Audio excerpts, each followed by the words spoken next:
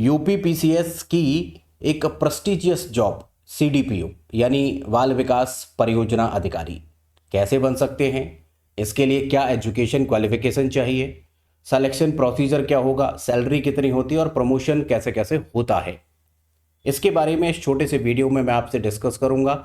और इस वीडियो का पीडीएफ भी मैं अपने टेलीग्राम चैनल पर आपको प्रोवाइड करा दूंगा। इसके फॉर्म भरे जा रहे हैं, लास्ट डेट क्या होगी इसके बारे में भी मैं आगे चलकर बात करूंगा। देखिए, यूपी पीसीएस की जो वैकेंसी आई है इसमें कुछ वैकेंसी ऐसी हैं जिनमें स्पेसिफिक एजुकेशन क्वालिफिकेशन चाहिए, उसी के तहत सीडीपीओ भी है। तो यहां पर मैं आपको बता दूं, सबसे पहले इसके हम काम जानेंगे कि इसका काम क्या होता है। बेसिकली आप लोग सैलरी जानना चाहते हैं, लेकिन सैलरी तभी मिलती है जब आप काम करते हैं। तो सीडीपीओ का काम क्या है, यानी बाल विकास परियोजना अधिकारी का काम।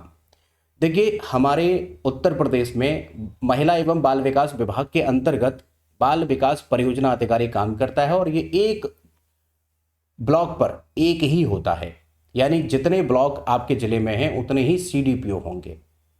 इसका मेन काम आंगनवाड़ी पर्यवेक्षण होता है, यानी सुपरविजन करना होता है आंगनवाड़ी केंद्रों का।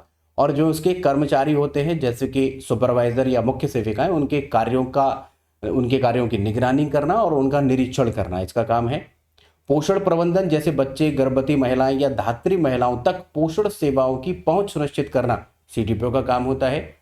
स्वास्थ्य एवं टीकाकरण जैसी योजनाएं चलती हैं, चाहे वो शिक्षा से संबंधित हो या फिर पोषण से संबंधित हो या टीकाकरण से संबंधित हो, ये सभी योजनाओं का क्रियान्वयन सीडीपीओ के द्वारा अपने ब्लॉक में किया जाता है। स्वास्थ्य विभाग के समन्वय से मातृ शिशु स्वास्थ्य एवं टीकाकरण कार्यक्रमों की निगरानी करना सीडीपीओ का काम है। पूर्व प्राथमिक शिक्षा, जो आप जानते हैं आर्टिकल 45 के तहत 0 से 6 साल तक के बच्चों की देखरेख करने की जिम्मेदारी राज्य की होगी। तो वही 0 से 6 साल तक के बच्चों की प्राथमिक शिक्षा, पूर्व प्राथमिक शिक्षा जिसको हम कहते हैं, आंगनवाड़ी केंद्रों पर बच्चों की प्रारंभिक शिक्षा एवं समग्र विकास की देखरेख करना सीडीपीओ का काम है। तो ये बेसिक आपको काम समझ में आए कि ये काम क्या क्या है।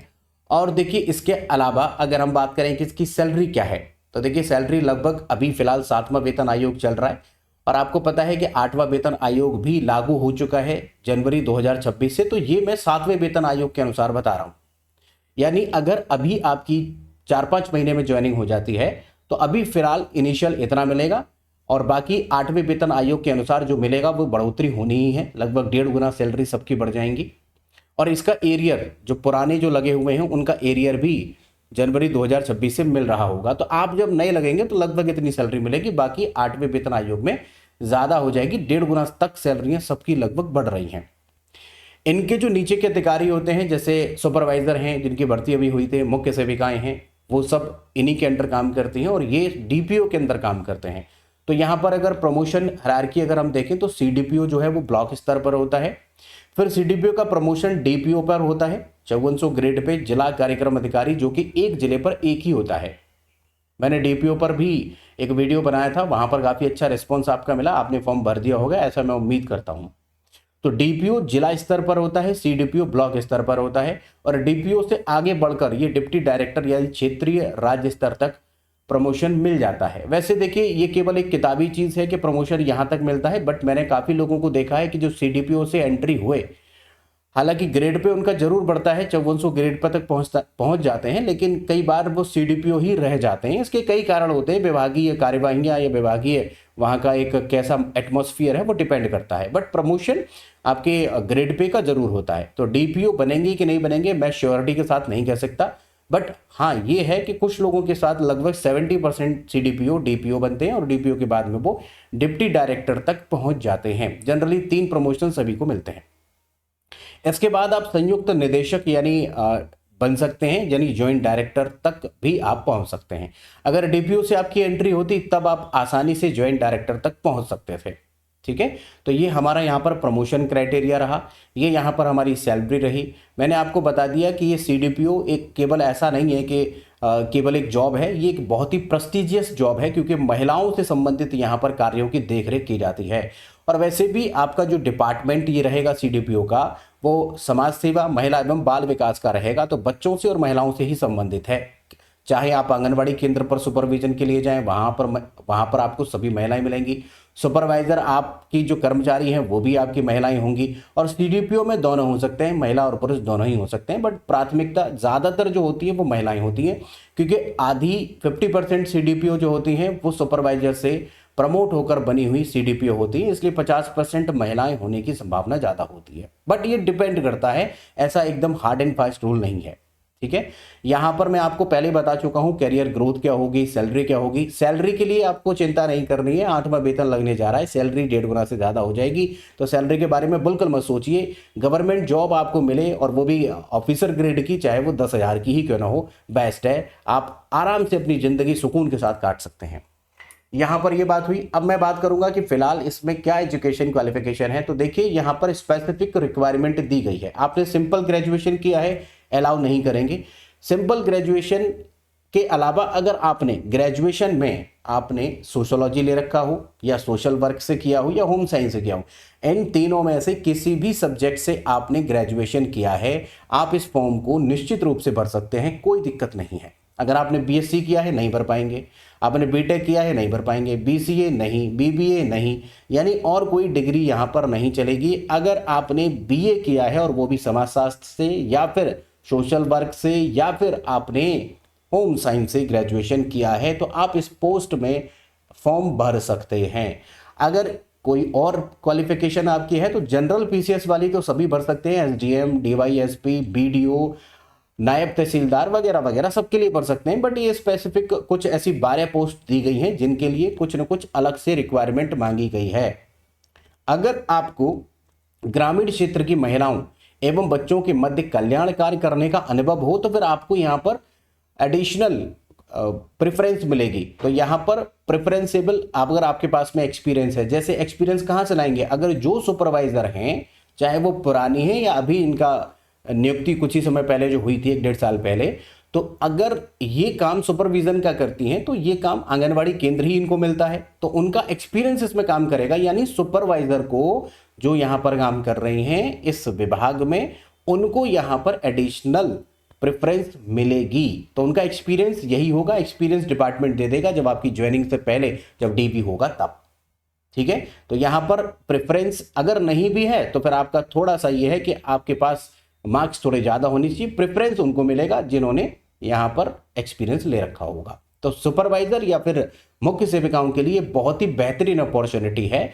जो मुख्य सेविकाएं, जो सुपरवाइजर्स अभी अभी नियुक्त हुई हैं या पुरानी नियुक्त हैं, उनके लिए यहाँ पर एक्सपीरियंस मिल जाएगा, कोई दिक्कत नहीं आएगी। अब देखिए कि यहाँ पर नियुक्ति अगर देखें तो मिनिमम कितनी एज चाहिए, तो 21 वर्ष फॉर्म भर सकते हैं, अधिकतम 40 वर्ष। अगर आप ओबीसी, एससी, एसटी से आते हैं या दिव्यांग जन हैं तो फिर आपको यहाँ पर आयु सीमा भी मिलती है। जनरली सभी को आयु सीमा मिलती है, जनरल को अगर हम छोड़ें तो, ईडब्ल्यूएस और जनरल को। ठीक है, तो ये एक एज क्राइटेरिया भी मैंने बता दिया, एडिशनल क्वालिफिकेशन भी बता दी है, और यहाँ पर एसेंशियल एजुकेशन क्वालिफिकेशन क्या चाहिए वो भी बता दी है। बेसिकली ये आंगनवाड़ी जो केंद्र होते हैं उनके ऊपर सुपरवाइजर, सुपरवाइजर के ऊपर सीडीपीओ, सीडीपीओ के ऊपर डीपीओ जिला स्तर पर होता है, उसके बाद ज्वाइंट आपके डायरेक्टर्स बनना शुरू हो जाते हैं। अब देखिए यहाँ पर आपको बता दूं कि इसकी जो लास्ट डेट है वो वही है जो पीसीएस का जो फॉर्म भरेंगे उसी में आपको टिक करना है। अगर आपकी एजुकेशन क्वालिफिकेशन इन तीनों में से कोई है तो आप सीडीपीओ वाले कॉलम पर यस करेंगे, सिंपल। ठीक है, बाकी आप एसडीएम, डीवाईएसपी के लिए तो एलिजिबल हैं ही, साथ में इस सीडीपीओ के लिए भी हो जाएंगे। 25 तारीख से फॉर्म भरे जा रहे हैं और 27 तक ये फॉर्म भरे जाएंगे, और एग्जाम फीस भी आप 27 तक ही जमा कर पाएंगे। अगर कोई फॉर्म में गलती हो भी जाती है तो आप 25/6/2026 से लेकर 3/8/2026 तक फॉर्म में एडिटिंग यानी मॉडिफिकेशन भी कर सकते हैं। फीस 125 रुपये लगेगी जनरल, ओबीसी और ईडब्ल्यूएस के लिए, एससी और एसटी के लिए 65 रुपये, और फिजिकली हैंडीकैप्ड के लिए 25 रुपये लगेगी। और इसे आप यूपीआई, नेट बैंकिंग, ई चालान कैसे भी जमा कर सकते हैं। तो यहाँ पर मैंने ये भी बात कर ली और आपको ये भी बता दिया। अब देखते हैं चयन प्रक्रिया क्या होगी। जो पीसीएस की प्रक्रिया है वही प्रक्रिया इसकी है, वही सेम पेपर होंगे, उसी में मेरिट के आधार पर ये पोस्ट आपको दी जाएगी। प्रीलिम्स होना है।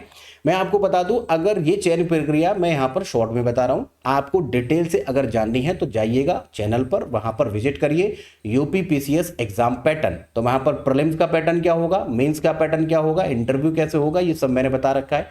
फिर उसके बाद में आपको चेक करना है प्रीलिम्स का सिलेबस, तो प्रीलिम्स का सिलेबस देखिए। फिर उसके बाद में आप वहीं पर एक वीडियो आपको मिलेगा, उसमें देखिएगा मेंस का सिलेबस। मेंस के सिलेबस को बारीकी से देखिएगा क्योंकि वही पेपर होना है, 8 पेपर मुख्य परीक्षा के होंगे आपके। और उसके बाद आपको देखना है स्ट्रेटजी। मैंने एक वीडियो बना रखा है यूपी पीसीएस की स्ट्रेटजी, अभी आने वाले दिसंबर में इसका प्रीलिम्स होगा और उसके बाद फिर बाद में चलकर मेंस होगा, तो मेंस की तैयारी अभी से शुरू करनी है। उसकी मैंने पूरी स्ट्रेटजी 3 फेजेस में बताई है, तो उस वीडियो को यानी 3 वीडियो आपको देखनी है इसी से रिलेटेड। यहां पर मैं शॉर्ट में बता रहा हूं, प्रारंभिक परीक्षा होगी, 2 पेपर होंगे, एक GS1 और एक GS2। GS2 जो होगा वो केवल क्वालिफाइंग होगा और फर्स्ट पेपर से ही आपका कट ऑफ बनेगा, तब आपका प्रीलिम्स क्वालिफाई होगा। लेकिन जब आपका फाइनल कट ऑफ बनता है उस समय पर प्रीलिम्स का जो मार्क्स हैं वो उसमें नहीं जोड़े जाते हैं। मेंस में 8 पेपर होंगे जो कि डिस्क्रिप्टिव होंगे, लिखित पेपर होंगे, सबका सिलेबस मैंने बता रखा है, उसे आप देख लेना। और उसके बाद फिर आपका इंटरव्यू होगा। तो ये इंटरव्यू वाली पोस्ट है, इंटरव्यू इसमें होता है, ठीक है। अगर आपकी बहुत हाई रैंक आती है तो SDM DYSP पर आपको मिल सकता है, और थोड़ी कम रैंक रह जाती है तो फिर आप CDPO में भी चयनित हो सकते हैं, ठीक है। तो बाकी आपको समझ में आ गया कि इसके लिए प्रारंभिक परीक्षा होगी, उसके बाद मुख्य परीक्षा होगी, उसके बाद इंटरव्यू होगा। प्रारंभिक परीक्षा आपकी दिसंबर में है, उसके 4 महीने बाद, 3 से 4 महीने बाद मुख्य परीक्षा होगी और फिर उसके बाद इंटरव्यू होगा। तो ये पूरा इसका एक प्रोसीजर है। मैंने इसके बारे में पूरा कंप्लीट डिटेल्ड वीडियो, चाहे वो सिलेबस का हो या एग्जाम पैटर्न का हो, प्रीलिम्स का सिलेबस, मेंस का सिलेबस और स्ट्रेटजी, सब मैंने वीडियो बना रखे हैं। आप उन पर जाकर देख सकते हैं और अपनी तैयारी में मन से जुट सकते हैं। बाकी कोई भी अगर नोटिफिकेशन होता है, कोई भी अपडेट होता है, तो मैं अपने टेलीग्राम चैनल पर आपको प्रोवाइड कराता हूं। टेलीग्राम का लिंक मैंने डिस्क्रिप्शन में दे दिया है, कमेंट बॉक्स में भी पिन कर दूंगा, वहां से टेलीग्राम को ज्वाइन कर लो और PDF वगैरह वहीं से डाउनलोड कर लिया करो, अपनी तैयारी करो। वीडियो अगर अच्छा लगा हो तो लाइक कर देना, बस यही एक एप्रिसिएशन आपकी तरफ से मुझे चाहिए। बाकी मैं सब कुछ आपको यहां पर अपडेट देने को तैयार हूं, चाहे वो PDF हो, चाहे वो कोई भी कंटेंट हो। अपनी तैयारी को मजबूत बनाइए, प्लेलिस्ट फॉलो करिए, Indian polity, economics, environment, computer, सब कुछ वहां पड़ा हुआ है। विधिवत तरीके से पढ़ते जाइए, कॉन्सेप्ट अपने क्लियर करिए, PYQ लगाते रहिए, रिवीजन करते रहिए। सिलेक्शन आपका 100% होगा अगर आपकी विल पावर आपकी अगर मजबूत है तो, ठीक है। तो वीडियो पसंद आया हो तो लाइक कर देना, अपने दोस्तों के साथ में शेयर कर देना, और मिलते हैं नेक्स्ट इंफॉर्मेटिव वीडियो में। तब तक अपना ध्यान रखें एंड गुड लक।